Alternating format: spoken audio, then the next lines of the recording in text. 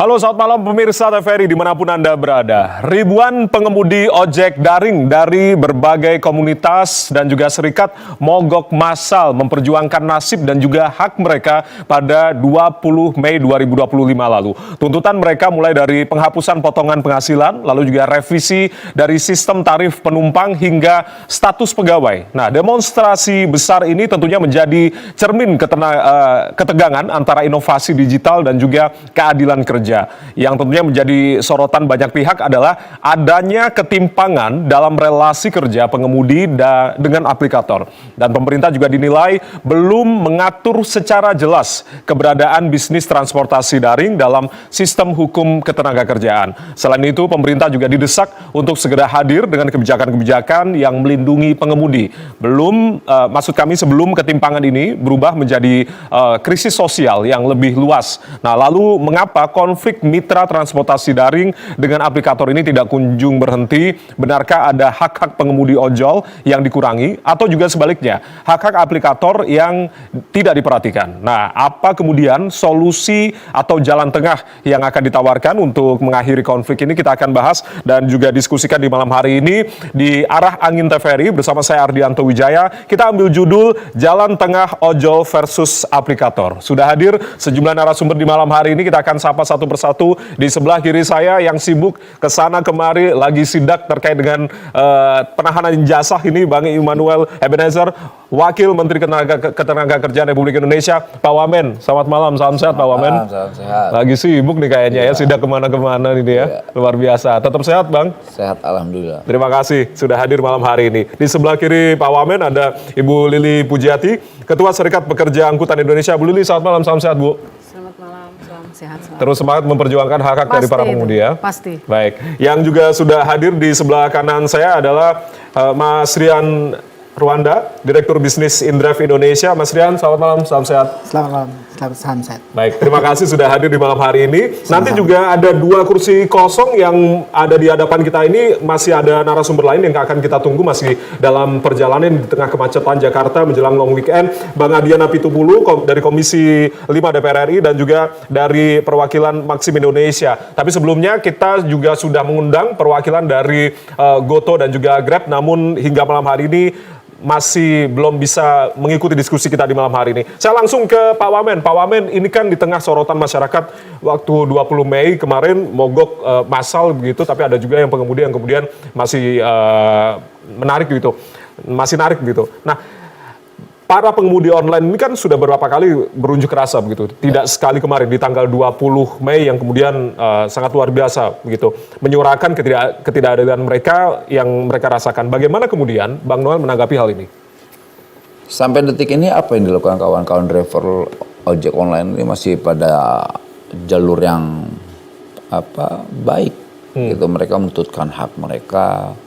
Lantas mereka melakukan hal itu tanpa ada sedikit pengrusakan dan sebagainya. Nah, inilah tugas kita sebagai negara, harus bisa hadir dalam persoalan-persoalan mereka. Jangan negara seakan-akan abai terhadap persoalan ini. Kayak kebetulan saya di Kementerian Tenagakerja, kemarin kebetulan momennya ada Lebaran atau Idul Fitri, puluhan tahun mereka nuntut soal THR. Itu nggak terlalu susah kita menerbitkan sebuah surat edaran, lantas kita mengajak para aplikator ini memberikan THR walaupun namanya dirubah dari THR menjadi bonus, tapi yang penting hari rayanya ada. Nah, itu kita mengeluarkan SE dan sebagian aplikator melakukan itu ya. Sebagian berarti ada juga yang tidak melakukan. Ada. Ada yang bohong, ada yang bohong. Ada yang bohong juga, begitu. Disebutkan saja berarti. Ada yang bohong, berapa aplikator lah. Kalau tadi Indrive ngasih datanya bagus dari sekian ratus driver mereka dan semuanya itu dapat ya. Kalau menurut direkturnya tadi, kita diskusi tadi. Lalu ada yang tidak, ada yang bohong karena kerakusannya ya. Karena kerakusannya dia ngebohong. Bahkan mereka tidak mentaati apa yang menjadi titahnya presiden ketika presiden kita menyampaikan di istana. Itu misalnya kayak Grab, lantas ada berapa lah ya, Maxim gitu. Ini saya anggap bentuk pembangkangan terhadap titah presiden yang mereka penguasa republik. Dia penguasa republik di wilayah hukum Indonesia. Gitu kan, kita bisa lihat cara pembangkangannya. Lantas apa? Kan kita diskusi dengan berbasis data saat itu ya. Kita coba cek datanya. Ternyata dari data apa yang kita lihat banyak sekali yang tidak. Banyak sekali yang tidak menggunakan Banyak bonus. gitu. Oke. Tapi kan kritikan ini kan banyak pihak yang kemudian menyebut ini mengapa para aplikator seakan-akan mengesampingkan titah dari presiden tadi terkait dengan bonus. Jangan-jangan pemerintah ini belum mengatur secara jelas keberadaan bisnis transportasi daring. Oleh karena itu harusnya sudah ada undang-undang yang sangat jelas untuk mengatur ini. Nah, itu penting ya. Ini kan soal regulasi. Regulasi yang hari ini kawan-kawan kemarin tuntut kan itu ada di Kementerian Perhubungan ya, terkait Permenhub 1001 ya. Nah itu kami, karena saya di Kementerian Tenaga Kerja, saya tidak mau menyentuh yang bukan wilayah kami. Itu biarkan Kemenhub yang jelaskan, karena ini kan menjadi tuntutan yang selama ini belum ada respon yang positif yang didapatkan oleh kawan-kawan driver ojek online. Makanya mereka melakukan unjuk rasa. Seharusnya itu momentum unjuk rasa itu bisa dijadikan sebuah perhatian khusus Kementerian Lingkungan Hidup. Tapi kan karena saya bukan Kementerian Lingkungan Hidup, saya nggak berani terlalu banyak komentar ya. Tapi setidaknya pemerintah berkomitmen begitu untuk kemudian menghadirkan undang-undang terkait dengan transportasi online ini, bisnis transportasi online ini. Gini cara berpikirnya. Presiden kita ini kan sikapnya jelas ya. Bahwa presiden ada narasi besar menuju 2045 terkait Indonesia sejahtera.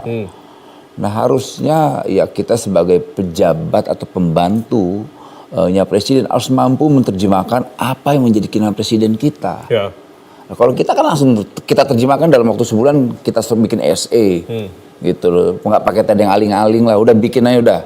Kan karena gini, sifatnya negara itu memaksa. Bentuk memaksanya di mana? Di regulasi. Gitu loh. Bukan kita anti terhadap industri-industri platform digital ini, tidak. Karena ini kan memang ada sebuah kekosongan regulasi yang sifatnya memaksa. Semua multitafsir regulasinya, yang akhirnya ya aplikator mentafsirkannya semaunya. Misalnya kayak posisi kedudukan kawan-kawan driver, mereka dianggap mitra. Mitranya itu bukan mitra yang saling menguntungkan. Mitranya itu malah merugikan driver. Nah, kita Republik ini ada sebelum ada platform ini, definisi terkait mitra itu saling menguntungkan. Nah, mereka kan dirugikan berkali-kali. Makanya mereka melakukan aksi-aksi gitu loh. Makanya sikap saya tegas. Kalau platform digital ini atau aplikator ini tidak patuh dan tidak tunduk terhadap hukum yang akan kita buat, kita usir. Itu sikap tegas kita. Saya sebagai di Kementerian Tenaga Kerja ya, sikap kita gitu, kita usir, nggak peduli.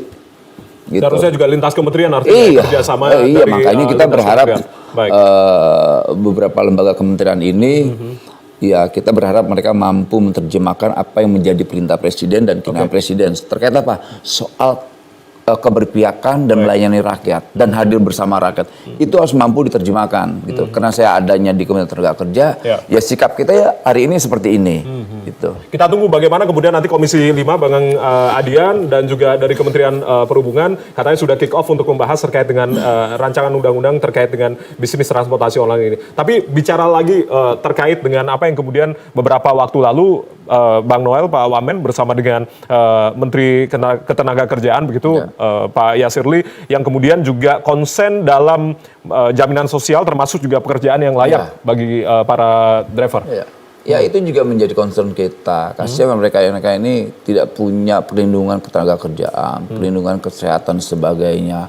Dan itu kan menjadi tuntutan mereka yang harus diberikan oleh para aplikator. Nah ini concern kita lah. Nanti kita coba cari rumusan yang terbaik lah. Yang jelas sikap kami harus bisa berpihak kepada mereka tanpa harus menghambat bisnis para platform digital ini. Gitu loh. Karena biar gimana pun juga kita butuh yang namanya kemitraan strategis antara negara, pelaku usaha dan buruh gitu. Dan ini kan harus imbang. Jangan juga ruang kosong ini dimanfaatkan oleh platform digital atau aplikator. kemudian InDrive hari ini bagus pelayanannya, jangan sampai nanti kayak modelnya Grab, bagus di awal. Jujur, dulu para driver ini seperti raja, sekarang seperti budak. Nah, itu fakta. Yang menyampaikan siapa? Wakil Menteri. Itu bertanggung jawab, sangat bertanggung jawab. Ya, Wakil Menteri yang bicara. Wakil Menteri yang bicara secara tegas begitu ya. Tapi sayangnya tidak hadir dalam diskusi kita di malam hari ini, begitu ya. Mereka Karena takut kami sudah mengundang Bang, artinya ini kan datang nggak diundang? ada beberapa alasan yang kemudian Bukan, takut udah akhirnya jawabannya. Indrep dan juga Maxim begitu yang kemudian datang. Saya langsung ke Bu Lili sebelum nanti saya akan konfirmasi ke Mas Rian. Bu Lili artinya sudah merasakan kehadiran negara terkait dengan apa yang kemudian tadi Bang Nolan katakan, meskipun ini juga kerja lintas kementerian juga, berbagai pihak juga termasuk legislasi. Ya, saya pikir tahun ini adalah tahun sedikit membuat kami bahagia dengan adanya BHR. Yang selama 10 tahun kami tidak pernah mendapat apa itu namanya BHR, apa itu namanya pesangon dan lain sebagainya. Nah, tahun ini kita memang merasakan itu. Kedua, kami mendorong juga ke pemerintah atau membuat regulasi bahwa kami sebenarnya sudah ada. Kami sudah menginduk pada Undang-Undang 13 tentang ketenagakerjaan. Nah, tinggal bagaimana memasukkan kawan-kawan driver ini di Undang-Undang 13. Karena sudah jelas di situ ada unsur upah, perintah, dan pekerjaan. Yang situ sudah harusnya memang sudah bisa disebut sebagai pekerja, bukan lagi mitra. Makanya kami selalu berbicara dan berkomitmen bahwa driver ojol bukanlah mitra, tapi kami adalah pekerja. Artinya mendorong untuk revisi itu? Betul, gitu ya? di Undang-Undang 13. Undang-Undang 13, Bang Noel. Sebelum nanti ini direspon dulu oleh Bang Noel terkait dengan revisi Undang-Undang 13. Ini kan terkait pekerja digital ini kan harus kita rumuskan ya, di mana mereka cocoknya. Tapi memang apa yang menjadi definisi sebagai pekerja itu sudah ada 3 unsur itu. Kerja, upah, dan perintah. Jadi yang menjadi kendalanya? Betul. Tinggal ya regulasinya yang pasnya. Karena ini kan kita coba lagi rumuskan itu. Gitu. Artinya kita sedang coba karena kan ada beberapa negara Eropa, mereka ini kan dianggap pekerja gitu di Eropa. Bukan mitra ya? Bukan mitra. Makanya di mitra itu dimanfaatkan Indonesia doang nih mitra. Di Singapura aja, yang tetangga kita aja mereka sebagai pekerja. Gitu. Jadi ya semoga nanti ada upaya untuk beralih ke situ ya? Ada. Makanya itu yang dikhawatirkan platform digital ketika kita mendefinisikan mereka sebagai pekerja. Gitu. Berarti ada upaya Bu Lili untuk kemudian nanti akan dialihkan dari mitra, tapi kemudian nanti akan dibahas lebih lanjut begitu? Betul, kami juga mendorong Komisi 9 untuk karena ini regulasinya sedang dibahas ya, digodok. Nah, untuk itu kita memang ingin kami itu dicantolkan di situ di Undang-Undang 13. Jadi kami jelas gitu loh, jaminan kepastian pendapatan kami jelas, kami punya hak yang selama ini terabaikan. Contohnya, hak kami ketika, contohnya lady driver. Nah itu mereka nggak harusnya keguguran, cuti hamil, itu kan ada. Tapi selama ini kan tidak ada. Dan juga untuk cuti misalkan menyusui dan lain sebagainya itu tidak ada. Jadi ketika kami nanti masuk di dalam Undang-Undang 13 secara otomatis hak kami akan mengikuti. Yang pasti itu. Yang pasti itu. Tapi terkait dengan apa yang kemudian disuarakan kemarin di tanggal 20, potongan tarif 20% ini Bu, apa yang kemudian Anda garis bawahi terkait dengan suara-suara dari rekan-rekan rekan-rekan driver ya. Kebetulan kami SPAI itu membuka kanal pengaduan. Jadi dari semua provinsi itu pasti akan masuk kanal pengaduan karena potongannya memang melebihi batas atau melebihi aturan. Nah, untuk itu kami memang mendorong ya, untuk potongan 10% itu kami mendorong maksimal 10%. Itu kami memang mendukung sekali. Namun juga harus diimbangi bahwa kami adalah pekerja, ke depannya bagaimana dibahas dalam regulasi itu, tidak hanya di Kementerian Perhubungan, tapi Kementerian Tenaga Kerja juga harus lebih masif untuk menyuarakan ataupun mengadopsi suara-suara kami. Saya langsung ke pihak InDrive yang kalau tidak salah potongannya paling rendah di antara aplikator yang lain, 10%, benar Mas Rian, bisa dikonfirmasi? Potongan maksimal kita setelah PPN di Indonesia yang paling gede di Jakarta itu 12,9. 12,9 itu kalau maksimal? Kalau motor potongan dasarnya 9,4 atau 9,5 gitu. Itu maksimalnya untuk motor? yang terendahnya untuk Yang motor. terendahnya untuk motor. Iya. Oke, Jadi 9. perbedaan rendah ini tergantung dengan komposisi kotanya. Tapi di seluruh Indonesia dan di seluruh dunia paling gede itu di Jakarta dan itu 12,99 untuk mobil. InDrive bisa melakukan hal itu, tapi mengapa aplikator lain tidak? Mungkin bukan ranah saya untuk mengomentari perusahaan lain ya. Tapi hal itu bisa dilakukan oleh InDrive. begitu, Bisa, kenyataannya. karena secara proses seperti ini. InDrive itu hadir di 48 negara di seluruh dunia.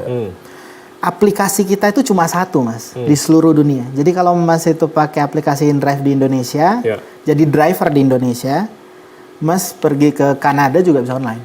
Gitu, secara proses. Iya, Pak. Jadi kita tidak ada perbedaan antara aplikasi penumpang dan driver, hanya perubahan mode di dalam aplikasinya aja. Hanya satu aplikasi saja. Betul. Kan ada juga aplikator lain yang kemudian punya anak perusahaan Ada lain merchant, juga ya. ada yang Iya, segala iya. macam. Indonesia. Lalu dalam prosesnya di InDrive itu kita menanggung semua cost. Jadi seperti asuransi setiap perjalanan itu yang melindungi setiap perjalanan baik penumpang dan driver itu udah masuk di komisi tadi. Nggak ada tambahan, nggak ada platform fee, nggak ada yang lain-lain.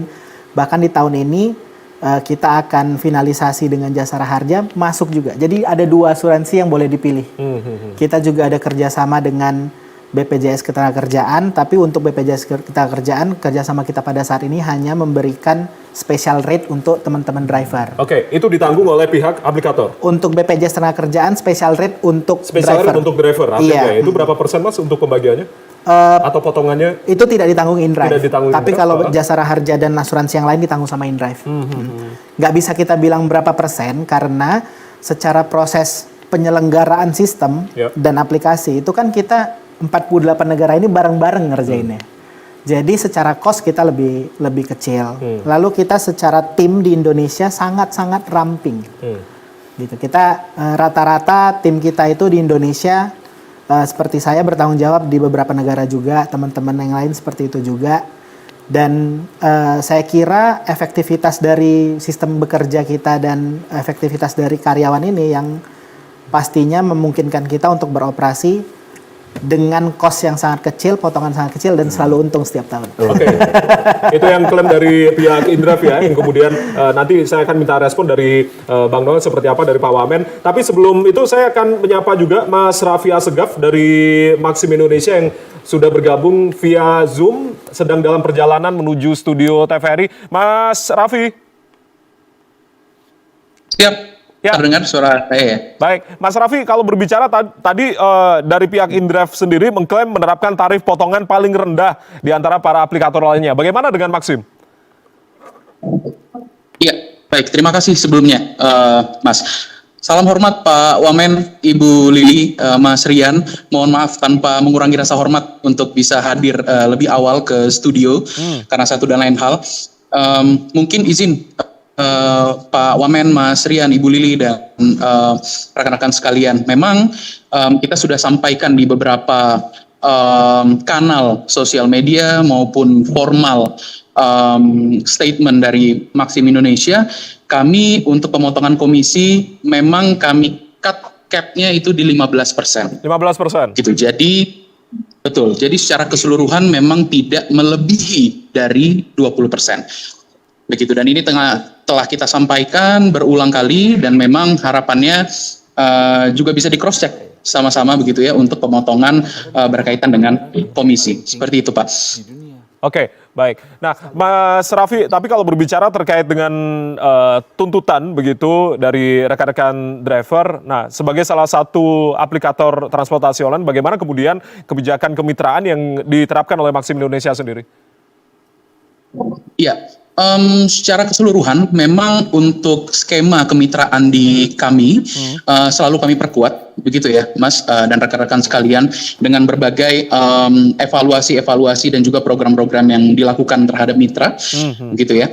Dan untuk saat ini memang jika kita ditanya untuk status untuk pengemudi akan lebih baik seperti apa, untuk kami saat ini memang masih melihat skema kemitraan ini masih perlu untuk kita pertegas ke depan. Karena apa? Karena memang secara fleksibilitas bekerja itu ya, kemudian kemandirian daripada pengemudi-pengemudi kita ini masih bisa dilakukan, karena ketika ini nanti mungkin akan ada wacana untuk merubah, dampaknya cukup besar. Dampaknya cukup besar bagi aplikasi dan juga tentunya bagi mitra pengemudi kita, di mana yang sebelumnya mereka bisa mengambil orderan kapanpun, dimanapun, dengan waktu yang tidak perlu dibatasi. Ini menjadi satu keuntungan sendiri, begitu Mas. Dan selama ini prinsip kemitraan yang adil dan juga saling mengevaluasi satu sama lain masih kita lakukan saat ini di Maxim Indonesia. Seperti itu, Mas. Artinya Maxim Indonesia setuju ya ketika diubah nanti status kemitraan menjadi status kerja ini, pekerja? Kita berharap ini dapat dikaji kembali dengan tentunya kajian-kajian yang bisa dilakukan oleh multi stakeholders. Karena tadi saya sampaikan kami tetap berpegang teguh kepada skema kemitraan, gitu ya, dengan keuntungan-keuntungan yang saat ini masih dimiliki. Namun hemat saya, jika ke depan untuk status kemitraan ini bisa diperkuat secara definisi, ya, kemudian secara hak dan kewajiban operasional yang dapat dilakukan, ini akan menjadi lebih baik gitu. Untuk kami saat ini status kemitraan masih menjadi yang paling relevan, Mas. Status kemitraan bagi Maxim masih dipegang teguh begitu. Bagaimana dengan INDRIVE? Sebelum nanti saya akan minta tanggapan dari Pak Wamen. Status kemitraan ya. Kalau dari INDRIVE sendiri, kita tidak punya kuasa atau kemampuan untuk tidak mengikuti undang-undang. Itu yang pertama. Karena secara politik juga stance kita, maksudnya secara pemilik kan bukan nggak kuat gitu ya secara politik. Jadi kita itu hanya mengikuti guideline yang diberikan sama pemerintah. Tapi kalau saya mau memberikan feedback dari negara-negara lain yang sekarang juga sedang berusaha untuk menyusun undang-undang yang kira-kira mirip, kira-kira seperti Filipina, Vietnam, Nepal juga sama. Itu statusnya bukan justru nggak kemitraan, ada yang statusnya itu justru konsumen, Pak. Justru konsumen statusnya? Secara bisnis sebenarnya lebih masuk ke konsumen, karena kalau kita ini hanya pendapat saya ya, maksudnya sebagai direktur bisnis. Kalau aplikasi itu sebuah factory atau sebuah pabrik, kita kan ngeluarin satu produk nih. Nah, produk ini kan nanti yang dibeli sama konsumen kita, Pak. Konsumen itu kan orang yang membayar ke kita. Secara teknis, orang yang membayar perusahaan transportasi online itu kan driver. Itulah kenapa INDRIVE itu tidak pernah memberikan diskon-diskon apapun ke passenger. Karena konsumen kita itu driver, jadi kita ngasih jaket gratis, ngasih saldo gratis, makanan dan segala macam. Kita juga kalau ada kantor, itu kantor lounge driver. Yang dimana si driver bisa makan, minum, istirahat, nyarjar apa dan segala macam. Jadi kita walaupun tetap berpegang teguh bahwasannya di Indonesia dikatakan seperti mitra, kita memperlakukan mereka seperti konsumen. Jadi makanya driver kita itu, mohon maaf, tidak banyak ini pergerakan atau seperti apa, karena termasuk demo kemarin berarti nggak ikutan dong INDRIVE atau seperti apa? Mungkin Bu Lili bisa konfirmasi, tapi kalau driver kita sih nggak banyak sih, hampir nggak ada mungkin. Dari total berapa driver atau pengemudi, Mas? Jumlah driver kita sekarang. Kalau yang aktif terakhir minggu lalu untuk data kita sekitar ratusan ribu lah. Ratusan ribu ya. Nanti saya konfirmasi. Tapi saya akan minta respon terlebih dahulu. Bang Noel, artinya ada opsi juga ini, tidak statusnya tidak sebagai pekerja, tapi juga tadi diusulkan konsumen. Menjadi mitra juga sebagai konsumen. Itu menarik juga itu, menarik sekali ya. Harus ada duduk bersama nih. Makanya kita berharap nanti ngerumusin regulasinya, kita mengajak kawan-kawan untuk duduk bersama gitu. Nah problemnya ini kan Grab ini kan ngeyel. Gitu. Ngeyelnya apa nih? Yang ngeselin aja tanya tuh Grab tuh. Ngeselin. Ini kalau kayak INDRIVE kan dia tidak memposisikan dia sebagai mitra, tapi sebagai konsumen. Dari apa yang disampaikan kan posisi driver itu sangat punya posisi tawar yang baik gitu loh. Jadi mereka menganggap ini real bisnis, kita bisnis. Bukan bagaimana mengeksploitasi. Nah itu yang kita khawatirkan. Gitu, karena mereka mungkin punya standar Eropa atau Amerika atau apa ya. Karena mereka punya cara tersendiri dalam melihat bisnis gitu loh. Gitu, tidak kayak zaman perbudakan tapi hanya kemasannya digital aja. Tapi dari apa yang disampaikan aja Indonesia tertinggi loh, 9,5% tertinggi kan? Itu tertinggi. 12,9% tertinggi di Tertinggi di dunia. 12,5 tuh luar Karena biasa. kosnya Kan? memang tinggi Pak di Indonesia. Tuh, Oh, oke. masa mereka gimana tuh yang jalanin sampai 70, 65, 20? Kan rakus banget ini. Baik. Gitu artinya apa itu dengan segitu aja 12,5% aja, Ya. mereka sudah dapat untung. Oke, Gitu. kita dengarkan Bang Adian Apitupulu, Komisi 5 DPR RI yang juga sudah hadir. Silakan Bang Adian, terima kasih. Di sebelah sini Bang, silakan. Mumpung ada Pak Wamen juga, Bang Adian yang kemudian menyuarakan terkait dengan regulasi yang sangat penting segera dibuat karena kita melanggar hukum secara bersama-sama selama kurang lebih 15 tahun. Itu yang kemudian Bang Adian sampaikan dalam diskusi. Apa yang kemudian menjadi concern Bang Adian sendiri untuk bisa tadi regulasi sangat penting sebetulnya? Ya supaya nggak ada pelanggaran hukum lagi. Supaya Karena tidak ada yang pelanggaran menarik hukum. ini kan karena yang melanggar itu kan negara. Negara melakukan pembiaran selama belasan tahun dan itu tidak betul. Ya. Dan kita tidak boleh berlarut-larut dalam hal yang tidak benar. Kalau kita bisa rubah sekarang. Dan itu sebenarnya kalau saya periksa ya pernyataan-pernyataan saya dulu itu dari 2015 sudah 2015, ya sudah ya. kita sampaikan. Tapi waktu itu saya kan di Komisi 7 ya pertambangan. Kita sudah minta agar ada perubahan regulasi gitu loh.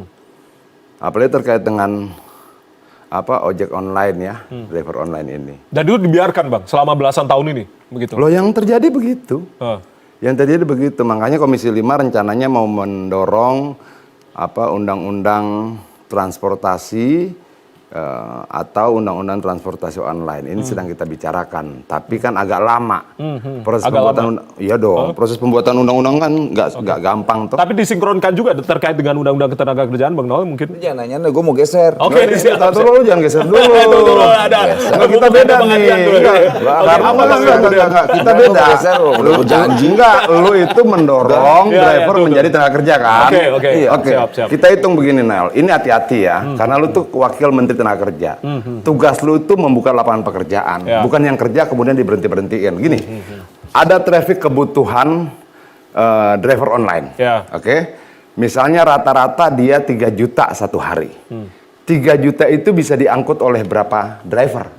Kalau kemudian satu driver itu mengangkut 10 orang setiap hari, maka 3 juta itu bisa selesai dengan kalau tidak salah 300.000 driver selesai. Oke. Nah, yang 4, sekian kemana? Itu pertama. Kemudian jangan lupakan sejarah berdirinya. Sejarah berdirinya driver online ini beda. Lu nggak boleh historis, Noel, gitu loh. Gue bekas driver ojek online. Bukan soal bekas dari banyak yang bekas ditindas jadi penindas. Itu tidak menjadi argumentasi lu, tapi tidak boleh lupakan sejarah proses perkembangan masyarakatnya. Dia tumbuh dari pola apa? Nggak bisa dijadikan tenaga kerja. Gitu loh. Pertama akan terjadi PHK massal, kedua dia ahistoris. Gitu. Ini kalau soal tenaga kerja sebelum dia pergi nih, dia bentar lagi begini. Oke, nanti direspon singkat ya Bang Noel sebelum nanti pergi. Lu mau respon apa pergi? Direspon singkat. Lu mau respon apa pergi? Direspon singkat Ya saja udah, dulu. pergi aja udah. Direspon singkat saja dulu, Bang. Apa tidak bisa jadi para pekerja. Lakuin Adian udah benar. Gitu loh. Udah. Jadi Selama perjuangan ini memang kita- negara ini abai abai terhadap posisi kawan-kawan driver ojek online. Oke. Soal tadi perjuangan mereka mau dianggap sebagai pekerja atau tidak, emang itu dalam proses perumusan. Karena kita juga kan sangat hati-hati lah dalam menyikapi status mereka nih sebagai pekerja atau mitra. Nah, Baik. tadi ada dari kawan-kawan Indrive bilang bahwa mereka sebagai konsumen. Opsi Itu sebagai konsumen ya di beberapa negara ya secara Iya, global. secara ya. global. Oke. Berarti ada opsi yang lain lagi. Gini. Kita kan nggak menutup pilihan-pilihan yang lain juga. Oke. Ada perebutan antara kementerian. Ya. Kementerian Tenaga Kerja mau jadi tenaga kerja, Kementerian UMKM mau menjadikan UMKM, Kementerian Komdigi mau dibawa Komdigi. Sudahlah. Ini perebutan PNBP. Sudahlah. Perebutan PNBP. Enggak gitu. Pendapatan negara bukan pajak. Enggak. Itu akan ada hubungannya ke PNBP. Tapi gini, terlepas dari mau jadi apapun statusnya, bagi saya status itu nanti pendapatannya bisa nggak kita perbaiki. Jangan kemudian pendapatannya tidak naik-naik karena perebutan status UMKM, tenaga kerja, AP gitu loh. Perbaikan pendapatan itu kemudian yang menjadi concern awal Oh iya, sebelum nantinya. harus itu dong. Ya, oke. Nanti Harus kita- itu. Jangan kemudian penderitaan driver online ini kita perpanjang karena tidak kelar persoalan definisi. Kita berdebat definisi berbulan-bulan bertahun-tahun, mereka tambah menderita. Oke. Kalau begitu apa? Oke, silakan kalian para intelektual orang-orang pintar ini silakan berdebat definisi. Tapi anak mereka harus makan, Ya. istri mereka harus hidup, kontrakan harus dibayar, listrik harus dibayar, sabun harus dibeli. Turunkan komisi aplikator 10%. Selesai. Dan itu sudah dilakukan oleh InDrive Indonesia. Tapi angkanya InDrive sekitar juga berapa? punya kelemahan. Ada kelemahan juga, silakan Bang, disampaikan. Disampaikan juga, Bang Adian. Saya sudah mendata kelemahan InDrive, Maxim, Indonesia Gojek, juga dan hadir. sebagainya ada. Oke. Tapi begini, sebelum kita bicara pada kelemahan satu persatu, regulasi 20% 15+5 ini kita rubah dulu lah. Ini nggak benar. Ada 5%, oke, yang kemudian dikamuflasekan dengan bahasa penunjang kesejahteraan driver. Sudahlah. Jangan kemudian ada perusahaan gede, duitnya banyak, kita kasih kesempatan megang duit untuk menunjang kesejahteraan driver. Sudah. Balikin yang 5% itu jadi milik driver. Oke. Tinggal 15 dong. Ya. Oke, turunkan lagi 5%. Seperti Singapura 10%, Australia 8-12, Malaysia cuma 6%. Gampang. Habis itu silakan Noel dengan teman-teman kementerian lain, dengan Maman, dengan segala macam berdebat lah tuh. Oke, sampai kemudian orang-orang cerdas ini dapatkan definisinya. Anak driver tuh sekolah, istrinya makan. Oke, Itu saya aja. minta respon dulu dari InDrive terkait Oke, apa saya ini. dulu, Oke, oke, siap Bang. bertanya. Berarti terima kasih ya, Iya. sudah hadir. Terima kasih sudah hadir di malam hari Kita ini. harus hargain Karena InDrive mau nih, akan bagus bergeser juga. lagi ke Tuh, ada stasiun kelemahannya lain. loh. Baik, terima kasih. Sama Ya, Adian diulangi. kita masih diskusi, masih bersama dengan. Terima kasih Bang Noel sekali Lu lagi. sopan lu, gua Ya. datang lu pergi. Gue mau jalan. Luar biasa ya. diskusi kita. Saya kan langsung minta tanggapan dari Boleh, Bang Adian, silakan. Terkait Terkait kelemahan apa yang tadi tadi ya. sudah diungkapkan Iya. oleh Bang Adian. Kita secara formal, Bang Adian, terregistrasi di Indonesia itu 2021. Oke. Iya, dari 2021 sampai 2022 itu kita komisinya 0. Lalu COVID ya. Kita praktis memulai operasional lagi di 2023. Nah, memang kita mengejar ketertinggalan dengan ketidaksempurnaan yang disebutkan Bang Adian tadi, benar juga. Ada benar ya, memang benar. Banyak. Karena memang ketidaksempurnaan kita banyak. Jadi contoh misalnya dulu kita ketika 2021 kita belum punya asuransi, 2021 akhir kita sudah pakai asuransi swasta, terus Maaf kita nih, asuransi buat siapa? Asuransi seluruh buat siapa? perjalanan ya Pak. Jadi di satu perjalanan penumpang, driver itu sudah ada asuransi dan tidak ada extra charge. Jadi sudah di dalam komisi. Terima kasih kalau tidak ada extra charge. Tapi begini ya. Gimana Bang? Waktu lu bikin STNK bayar asuransi enggak? Ya. Waktu lu bikin SIM bayar asuransi enggak? Keluarga biasanya tanpa harus ada BPJS tenaga kerja juga buat BPJS. Oke? Lalu ada lagi asuransi di Gojek, di apa yang dipotong dari 5% itu. Bagus kalau kemudian InDrive tidak memotong dari situ. Tapi beberapa yang lain memotong dari 5% itu. Dan itu ditanggung semua oleh driver, kan? Berarti Artinya asuransi. driver ini tajir melintir. Kenapa gue bilang tajir melintir? Oke, di tengah sulitnya hidup, mereka bayar asuransi 4, bos. Tapi problemnya tidak ada dalam klausul kontrak asuransi itu double claim. Jadi ketika terjadi apa-apa sama mereka, kecelakaan di jalan, menurut survei 31,6% driver pernah kecelakaan, yang nanggung ya jasara harja juga. Oke, baik. Tidak bisa diklaim yang diambil itu. Makanya gini, sudahlah. Jangan kemudian menganggap kita juga tidak mengerti. Oke? Ada 5% balikin. Turunin yang sisa 15% itu, 15% itu turunin lagi 5% jadi 10%. Sudah. Biarkan mereka survive dengan itu sambil menunggu perdebatan definisi antar kementerian ini. Oke, baik. Nanti kita akan minta respon dari Bu Lili seperti apa yang tadi kemudian tadi disuarakan oleh Bang Adian, dan juga saya akan minta respon juga selain juga Mas Rian, Mas Raffi juga bergabung via daring dari Maxim Indonesia. Usai jeda kita akan jeda terlebih dahulu. Tetaplah bersama kami di Arah Angin TVRI.